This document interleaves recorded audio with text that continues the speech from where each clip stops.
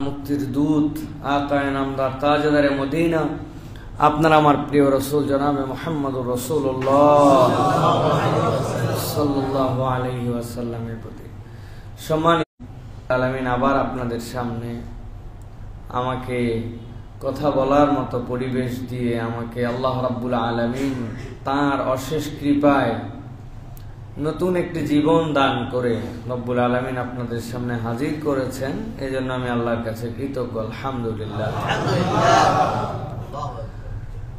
সত্যিকার কথা বলতে আজকে আমাকে ডাক্তারদের যে পরামর্শ, সে পরামর্শ অনুযায়ী আপাতত কথাবার্তা বন্ধ এবং আপাতত একটু রেস্টে থাকার জন্য বলা হয়েছে।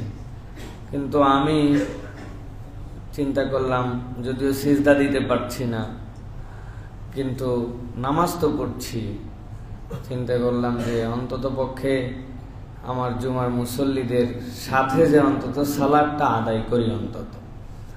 এই জন্যই মূলত আজকে মসজিদুল জুমা কমপ্লেক্সে এসেছি। আপনারা ইতিমধ্যে জেনেছেন, আলহামদুলিল্লাহ, আপনারা অনেক দোয়া করেছেন।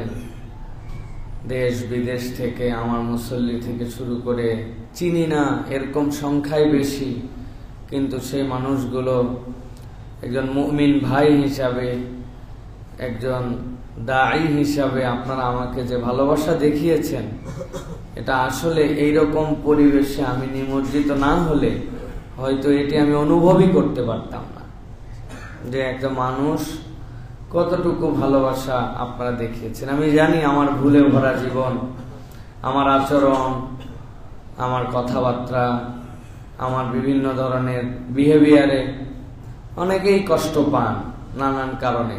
আমি তার জন্য আপনাদের কাছে ক্ষমা চাই। কিন্তু এর পরেও আপনারা নিজ গুণে যে ভালোবাসাগুলি আমাদেরকে দেখিয়েছেন, যে দোয়া করেছেন, এটার জন্য আপনাদের কাছে কৃতজ্ঞ। দেশ বিদেশের সকল ভাই বোনের কাছে আমি কৃতজ্ঞ। আমি কিভাবে ঋণ শোধ করব, আমার তো ঋণ শোধ করার কিছু নাই, কিন্তু আমি আল্লাহর কাছে আপনাদের জন্য দোয়া করি। যারা আমার পরিবারের জন্য, আমাদের জন্য দোয়া করেছেন, আল্লাহ যেন সকলকে উত্তম বিনিময় দান করেন। আমাদেরকে অনেকেই বলেছেন যে সাবধানে চলাফেরা করতে হবে, এত পরিমাণ প্রোগ্রামে যাওয়া আসা করেন, কিন্তু আসলে বাস্তবতাটা অনেকে অনুভব বা পুরোপুরি জানেন না। আসলে নিজের পক্ষ থেকে সাবধান হলেই সব সময় হয় না। রোডের যে বিষয়, এটার সাথে অনেক কিছু জড়িত থাকে। আমার যে শুরু থেকে আমার সাথে আছে যে ছেলে ময়েন, আলহামদুলিল্লাহ, আমি তো অনেক জায়গায় আনন্দ চিত্তে বলি যে ওর সাথে ঘুরলে একমাত্র ও যখন গাড়ি চালায় আমি তখন দিলে শান্তি অনুভব করি। কারণ 4 বছর 5 বছর সে আমার সাথে, আমি জানি যে তার গাড়িটা কতটুকু কন্ট্রোলে। আলহামদুলিল্লাহ, ভুল সকলেরই হয়, কিন্তু আমার গাড়ি স্বাভাবিকভাবে আছে। সেখানে আমি একটা ওভারটেক করতে চাইলাম, সে অবস্থায় একটা বাস ওভারটেকের সুযোগ না দিয়ে হালকা চাপ দিল। ও আস্তে করে বাম পাশে এসে চিন্তা করলো যে আসলে আমার সেন্স ছিল না, অজ্ঞান হয়ে গিয়েছিলাম। পরবর্তীতে আমার কাছে যে ড্যাশ ক্যামের ভিডিও আছে, আমার কাছে সামনের ভিডিও, পেছনের ভিডিও সব আমার কাছে আছে। তো সেইটাতে তখন দেখছি যে আমি ঘুমাই নাই, আসলে আমি তোর সাথে কথা বলছিলাম। বাম পাশে গাড়িটা আস্তে করে আসলো, আসার পর ওকে আমি বললাম এটা কেমনে কি করলাম? ও বলছে দেখছেন কেমনে আমাকে ডান থেকে চাপ দিল। আমি বললাম আস্তে যাও, সামনের গাড়ি পার হোক, এরপরে আমরা পার হয়ে যাব। এই যে সামনের গাড়ি যাও, পার হয়ে যাব, আমার গাড়ি তখন 0 মাইলেজ, রাস্তার বাম পাশে আমার গাড়ি দাঁড়িয়ে আছে ওভারটেকের জন্য মহাসড়কে, এক্সপ্রেসওয়েতে। ইতিমধ্যেই 4-5 সেকেন্ডের মধ্যে 100-120 মাইল বেগে, কিলোমিটার বেগে পেছন থেকে এসে দাম করে মেরে দিল। গাড়ি লেগে সামনের বাসের নিচে ঢুকে গেছে।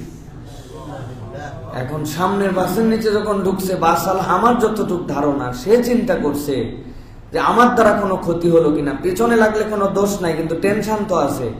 সে তখন গাড়ি টান দিয়ে বের হয়ে চলে গেছে। আমার গাড়ির ডান পাশটা তখন ভেতরে ঢুকা, এই অবস্থায় বের হয়ে যাওয়ার পর গাড়ি উঁচু হয়ে আবার বসে গেছে, বসে বাম পাশে লেগে বাড়ি খাইছে। গাড়িটাতে সবসময় সব গ্লাস লাগানো, পেছন থেকে যখন ধাক্কা মারছে এত বিকট শব্দ হয়েছে যে আশপাশের দোতলা তিনতলা থেকেও একজন ইমাম সাহেব ছিলেন, উনি পরিমরি করে দৌড়ায় চলে আসছেন যেখানে বোমা বিস্ফোরণ হলো কিনা। আমার ছোট 3টা সন্তান, আপনারা কথার ছলে জানেন আমি আমার মেয়েদেরকে নিয়ে আনন্দিত, আল্লাহর দেওয়া নিয়ামত মনে করি আমার জীবনে। তারা মধ্যে 3 জনই শুয়েছিল আর পেছনে আমার ওয়াইফ ছিল। ময়মনসিংহের দিকে 2 দিনের মাহফিল, এরা তো আমাকে পায় না সেভাবে, তো এই জন্য বলছে যে 2 দিনের সফর, চলো আমরা সাথে যাব। তো মাহফিল আলাদের বাড়িতে গেলে আমরা গেলে স্বাভাবিক, কিন্তু ফ্যামিলি নিয়ে গেলে অনেক বিষয় থাকে। কিন্তু মহব্বতের কিছু মানুষ আছেন যাদেরকে আগে বলছি, ওনারা খুশি, সেখান থেকে সফর করে আমরা আসতেছি।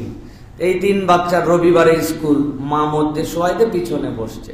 আমরা এখনো হিসাব মিলাতে পারি নাই গাড়িটার। আপনারা যে ভিডিও দেখছেন, ছবি দেখছেন আপনারা 60%, মূল গাড়ি দেখলে আপনি এখনো 100% দেখতে পান নাই যে গাড়িটার কি হয়েছে।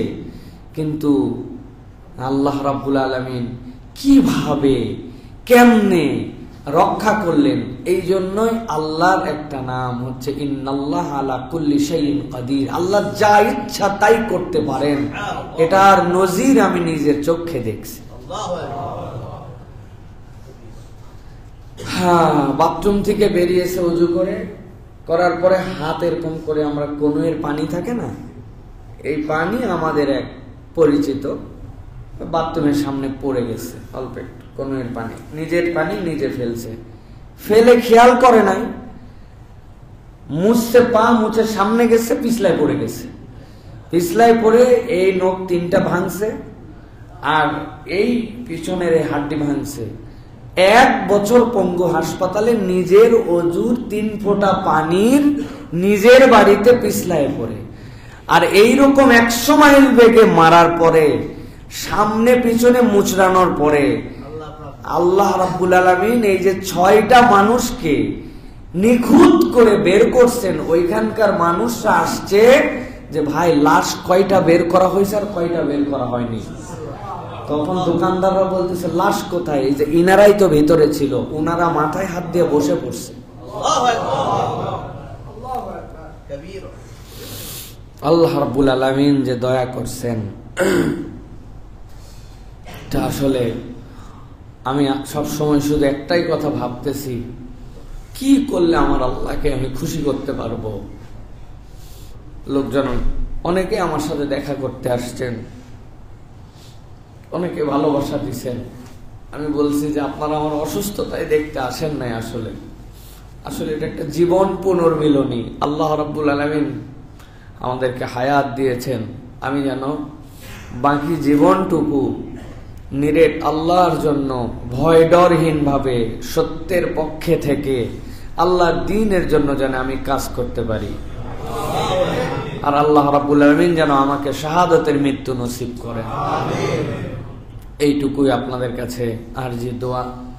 সাথে সাথে বলবো যে বাংলাদেশে বিশেষ করে মুরগি বাহিত যে ট্রাক,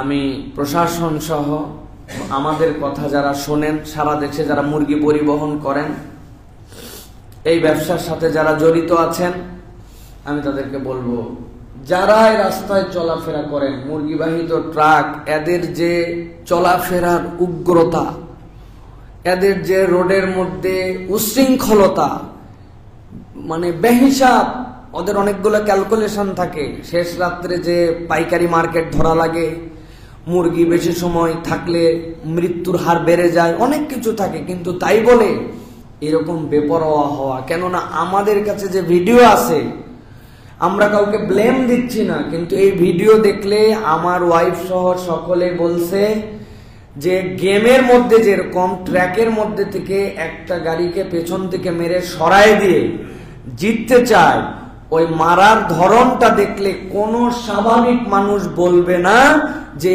এইটা একটা অ্যাক্সিডেন্ট। হয় সে মাতাল ছিল, অথবা সে এমন ভাবে মারছে যেন আমরা মরে যাই।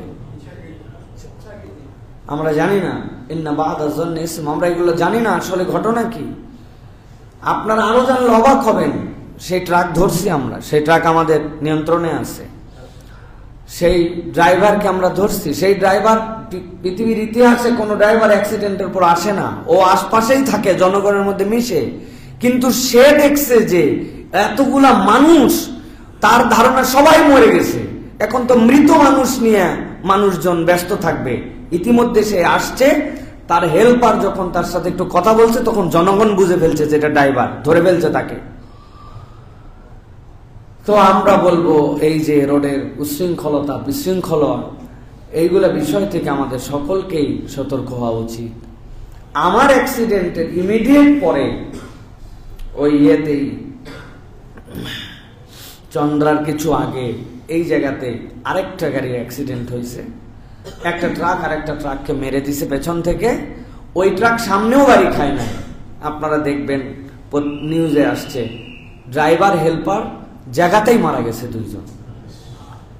ট্রাকের পিছনে মারছে, আর আমার গাড়িতে পেছন থেকে মেরে সামনে যায়, আবার পিছনে এসে সামনে বামে ধাক্কা খেয়ে রব্বুল আলামিন কিভাবে রক্ষা করলেন। এটা আল্লাহ রব্বুল আলামিনের দয়া ছাড়া আর কিচ্ছু না।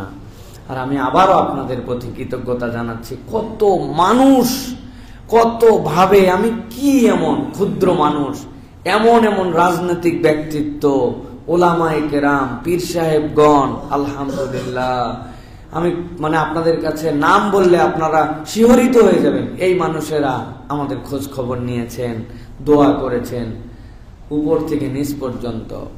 একজন ফকির আমার সাথে গতকালকে দেখা করতে আসছে, প্রতিবন্ধী ভিক্ষুক। বলে, হুজুর আমার একটা ভাঙ্গাচুরা ফোন আছে, ওই ফোনে রাত দিন আপনার ওয়াজ শুনি। আমি যখন শুনছি যে আপনি অসুস্থ, সে 2টা কমলা নিয়ে আমার বাড়ির নিচে আমার সাথে দেখা করতে আসছে। আসলে আমার অনেক ভুল, অনেক গুনাহ-খাতা, অনেক আপনাদের সাথে আচরণে আমার কমতি আছে, আমি জানি। বিশেষ করে আমরা মাহফিলের লোক, বিভিন্ন জায়গায় যাই, কমিটিদের সাথে বিভিন্ন ধরনের কথাবার্তা হয়, আমাদের কমিটমেন্ট আমরা ফুল করি, তারা অনেক সময় উল্টাপাল্টা করেন আমাদের সাথে, তাদের বোঝাপড়ায় অনেক সময় ভুল হয়, অনেক কথা হয়, আমি জানি। অনেকে আমাদের দ্বারা কষ্ট পান, কিন্তু আমি আপনাদের কাছে আজকে অনলাইনে অফলাইনে সকলের কাছে আমি ক্ষমা চাইলাম। আপনাদের কোনো কারণে কোনোভাবে যদি আমি আপনাদেরকে কষ্ট দিয়ে থাকি, আমার ছোট ভাই হোক, আমার বড় ভাই হোক, আমার পরিচিত অপরিচিত, আল্লাহর হস্তে আমাকে আপনারা ক্ষমা করে দিবেন। আর আমি আগামী থেকে আমার আচরণ আরো শুধরাই নিয়ে চলার জন্য চেষ্টা করব, এই প্রতিশ্রুতি আপনাদের কাছে দিলাম। আল্লাহ রাব্বুল আলামিন যেন এই বাকি হায়াতটুকুকে, এই বোনাস জীবনটুকুকে আল্লাহ রাব্বুল আলামিনের জন্য কাজ করার মতো তৌফিক দান করেন। প্রিয় ভাইয়েরা, আজকে এই সংক্ষিপ্ত সময় মনে করেছি যে ছোট্ট একটি বিষয়ে একটু কথা বলবো আপনাদের কাছে। বেশি কথা বলার মতো পরিবেশ নাই, যে এইটুকু কথা বলাতে মাথা ধরে গেছে। তারপরে আজকে কথা বলতে চাই একটা বিষয়, খুবই গুরুত্বপূর্ণ একটা বিষয়। আমি কালকে রাত্রে বসে বসে ঘন্টাখানিক আপনাদের জন্য এই পড়ালেখাটা করছি। এর মধ্যেও আজকে যে বিষয়ে একটু কথা বলবো সেটি হচ্ছে হাসরে মানুষের যে হিসাব হবে হাসরের ময়দানে, দুনিয়ার জীবনের শেষে আল্লাহর সামনে আমাদের সকলকে হাজির হতে হবে। এ বিশ্বাস করি তো ভাই না? হাসরের ময়দানে যে আমাদেরকে আল্লাহ রাব্বুল আলামিনের সামনে হাজির হতে হবে, আল্লাহ রাব্বুল আলামিন মূলত আল্লাহর সামনে উত্থিত এই মানুষগুলা বিচার করবেন রব্বুল আলামিন। 4টা ভাবে আমাদের বিচার হবে। কয়ভাবে? আজকে আমরা একটু জানার চেষ্টা করব এর কোন দলে থাকা আমাদের উচিত এবং আমাদের হালটা কি। একদম জাস্ট আপনাদের কাছে ছক বলে দিব, বর্ণনা আরেকদিন করব ইনশাআল্লাহ। 4 ভাবে মানুষ আল্লাহ রাব্বুল আলামিনের কাছে বিচার ফায়সালা পাবে। 1 নম্বর, একদল মানুষ বিনা হিসাবে আল্লাহ রাব্বুল আলামিনের কাছে ওই দিন জান্নাতি হিসাবে ঘোষণা প্রাপ্ত হয়ে জান্নাতে চলে যাবে। আরেক দল লোক বিনা হিসাবে জাহান্নামের ঘোষণা পেয়ে জাহান্নামে চলে যাবে, তাদের কোনো হিসাব হবে না। 3 নম্বরে একদল লোকের হিসাব হবে এবং হিসাব ক্লিয়ার করার পরে ওই লোকগুলোকে আল্লাহ জান্নাত দিবেন। আরেক দল লোক হিসাব হবে কিন্তু হিসাব হওয়ার পরে ফেঁসে যাবে, ফাঁসার পরে তাদেরকে জাহান্নামে দেওয়া হবে। তাহলে জাহান্নামে এবং জান্নাতে যাওয়ার এবং বিচার প্রক্রিয়ায় মানুষ কয় ভাগে বিভক্ত হবে? 4 ভাগে। এখন আমরা কোন ভাগের মধ্যে আছি? আমাদের দুনিয়ায় চলাফেরা কোন ভাগের দিকে যাচ্ছে? এটার একটু আমাদের হিসাব মেলানো দরকার প্রিয় ভাইরা। প্রথম প্রকার কারা? প্রথম প্রকার হচ্ছে যারা বিনা হিসাবে আল্লাহ রাব্বুল আলামিনের কাছে জান্নাতে চলে যাবে হাশরের ময়দানে উত্থিত হওয়ার পরে। এই শ্রেণীটা কারা? যারা বিনা হিসাবে আল্লাহ রাব্বুল আলামিনের কাছে মাপ পেয়ে যাবে। আল্লাহ রাব্বুল আলামিন কুরআনুল কারীমের মধ্যে এবং নবী করিম সাল্লাল্লাহু আলাইহি ওয়াসাল্লাম হাদিসের মধ্যে তাদের পরিচয় দিয়েছেন। তাদের যোগ্যতাটা ইউনিক। তাদের গুনাহ আছে, তাদেরও ভুল আছে, তারাও চলার পথে বলার পথে অনেক ভুল করছে, কিন্তু এই মানুষগুলো আল্লাহ রাব্বুল আলামিনের কাছে এমন ভাবে তওবা করছে যেন তার আর কোনো গুনাহই নাই। আল্লাহ রাব্বুল আলামিন তার তওবার কারণে তাকে বেগুনাহ বানায়া বিনা হিসাবে জান্নাতে ঢুকাই দিবেন। হাদিসের মধ্যে আসছে এই জন্য আত-তাইবু মিনাদ যামবি কামান লা যামবা লাহ, যারা গুনাহ থেকে তওবা করে যেন তাদের গুনাহ নাই। বলেন তো, যেন তাদের মানে গুনাহ আছে কিন্তু তওবার কারণে বুঝাচ্ছে যেন গুনাহ নাই, তার মানে গুনাহ আছে বলেই না তওবা করছে ওরা। আল্লাহ রাব্বুল আলামিন সূরা ফুরকান 70 এবং 71 নম্বর আয়াতের মধ্যে বলেছেন, শর্ত মতো যদি কেউ তওবা করে, তওবাটা যদি শর্তের মধ্যে পড়ে যায়, আল্লাহ যেভাবে বলছেন ওই শর্ত অনুযায়ী তওবা করে কবরে গেছে, আল্লাহ রাব্বুল আলামিন তাকে বিনা হিসাবে জান্নাতে দিবেন। আল্লাহ কি বলছেন কোরআনে? ইল্লা মান তাবা ওয়া আমানা ওয়া আমিলা আমালান সালিহান ফাউলাইকা ইউবাদদিলুল্লাহু সাইয়্যাতিহিম হাসানাত। আল্লাহ বলছেন যারা ঈমান আনলো, আমলে সালেহ করলো এবং তওবার হালতে থাকলো, আল্লাহ বলছেন আল্লাহ তাদের যাবতীয় গুনাহগুলোকে হাসানাত দিয়ে, সওয়াব দিয়ে পরিবর্তন করায় দিবেন। আল্লাহ তো আদেল, বান্দার গুনাহ আছে আবার জান্নাতে দিবেন, হলো না? আল্লাহ বলছেন ক্ষমতা আমার কাছে, আমি তার তওবার কারণে এত খুশি যে তার যাবতীয় গুনাহ সবগুলোকে আমি সওয়াবে কনভার্ট করে দিছি, সওয়াবে কনভার্ট করে আমার বান্দাকে আমি মাফ করে দেব। আল্লাহ বলছেন ওয়া কানা আল্লাহু গফুরুর রহিমা। এরপর আল্লাহ বলছেন ওয়া মান তাবা ওয়া আমিলা সালিহান ফাইন্নাহু ইয়াতুবু ইলাল্লাহি মাতাবা। আর যে ঈমান আনার পর আল্লাহর কাছে তওবা করে, আল্লাহ বলছেন আল্লাহর কাছে উত্তম পরিণতি পাবে। মাতাব, রব্বুল আলামিন বলছেন সে ওই হালত ধরে রাখতে পারলে রব্বুল আলামিন তার অতীতের গুনাহ মাফ করবেন। সুবহানাল্লাহ। আল্লাহ রাব্বুল আলামিনের এই আয়াতে কারিমার আলোকে মুফাসসিরিনে কেরাম ব্যাখ্যা করছেন, আল্লাহ যে বললেন যে ইল্লা মান তাবা ওয়া আমানা ওয়া আমিলা সালিহান, এর মৌলিক ভিত্তি কি হবে? মুফাসসিররা বলছেন 3টা ভিত্তি হবে। ওয়াল্লাযীনা ইউহিদুনাল্লাহ ওয়া লা ইয়াদউনা ওয়া লা ইয়াবুদুনা ইলাহান গায়রা। 1 নম্বর, আল্লাহর ওয়াহদানিয়তের ভিতরে সে কারোর সাথে কখনো শিরিক করে নাই, অনেক ভুল করছে কিন্তু তার আমলনামায় শিরিক নাই। 2 নম্বর, ইবাদত একমাত্র আল্লাহ রাব্বুল আলামিনের করেছে, ওয়ালা ইয়াদউনা ইল্লাল্লাহ, আর আল্লাহ ছাড়া জীবনে কখনো কাউকে ডাকে নাই। সুবহানাল্লাহ। ডাকে নাই মানে কি? আমার রিজিকের টানাটানি রাজ্জাকের কাছে।